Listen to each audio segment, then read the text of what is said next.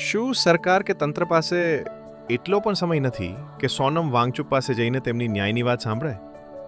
જંતર મંતર પર છેલ્લા 17થી 18 દિવસથી તેઓ ભૂખ હડતાલ પર બેઠા છે. ડોક્ટરોના મતે તેમની તબિયત સતત બગડી રહી છે અને વજન પણ ઘટી ગયું છે.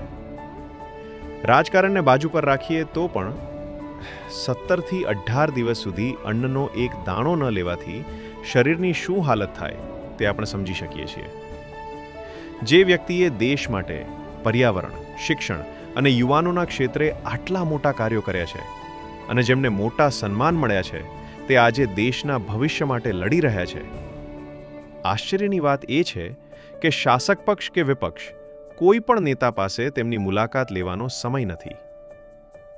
સોશિયલ મીડિયા પર એક તરફ આ ગંભીર લડત દેખાય છે તો બીજી તરફ નેતાઓ મનોરંજનમાં વ્યસ્ત હોય તેવા વિડીયો સામે આવી રહ્યા છે.